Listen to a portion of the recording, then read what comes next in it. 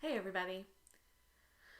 I am constantly asked questions about how much caffeine can we drink as professional voice users or as that subset of professional voice users of singers.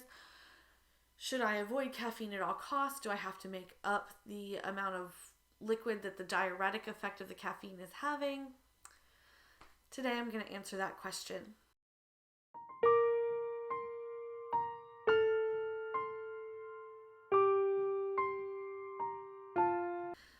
All right, so let's get started.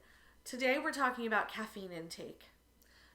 In regard to caffeine intake, the general rule used to be, at least when I was in college, that for every caffeinated beverage you drink, you need to drink 2 glasses of water. So like 16 ounces of water to make up for the 8 ounces of caffeinated beverage, whether it's tea or coffee or soda, whatever it is.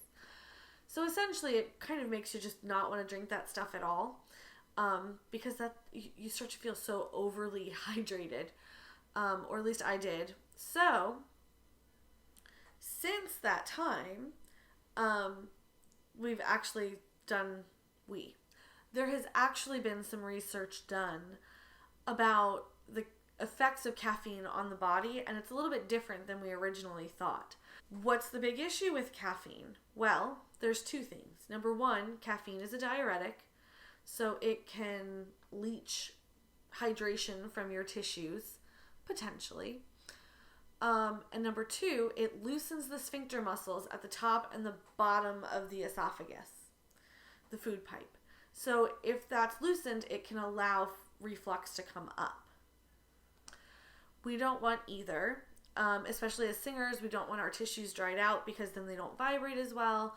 And we don't want reflux coming up, spilling over onto the vocal folds, again, making them not vibrate as well, and also potentially causing irritation inside the throat that makes us clear our throats, which again will make the vocal folds swell and they won't vibrate as well. So it's all about the vibration here. Caffeine can have those effects. It doesn't mean you shouldn't drink caffeine at all. If you like a caffeinated beverage, you want your morning coffee, or there's, your guilty pleasure is a soda or a diet soda sometime during the day, you don't have to give that up. Reason being, so 2 things. Number 1, when it comes to the diuretic effect of caffeine, we now know that the body actually gets used to the amount of caffeine you typically drink, and you don't have to replenish that hydration because your body's not going to fall for the diuretic trick of the caffeine, essentially. Number 2, in terms of the reflux coming up, you want to make sure that you're drinking your caffeinated beverages earlier in the day. By drinking them earlier in the day, you reduce the risk of lying down, which is when we're at higher risk for reflux just from the sphincter muscles being loose. And then you just want to avoid, things that might kick up your reflux. And if you have reflux, you're probably aware of what those are.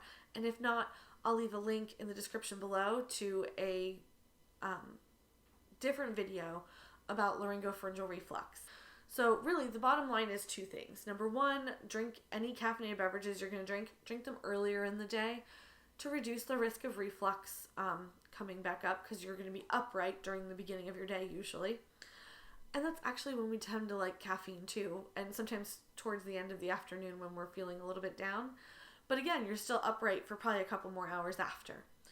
All right, and then number 2, try to drink the same amount of caffeine every day so your body's used to it and that doesn't have the diuretic effect. Now, if you've tried drinking your favorite caffeinated beverage and things aren't going well, and you've been doing it for a week or so, and you're like, gosh, my body is just not regulating this, my body doesn't like this, well, everybody's body is different. So the advice that works for me may not work for you.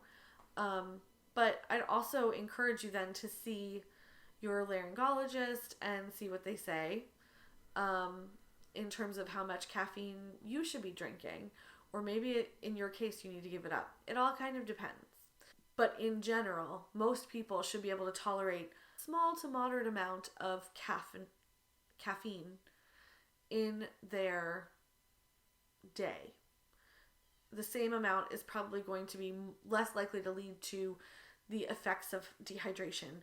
Again, to figure out if you're dehydrated, you just want to look at the color of your urine, make sure it's pale to clear, and focus on, am I thirsty? If you're thirsty, drink something, specifically, ideally water, but something that's going to get rid of and quench that thirst. All right, so that about does it for today. Oh, and also, if you're interested in learning a little bit more about vocal health and hygiene or vocal wellness, consider taking my course. I'll put a link in the description below.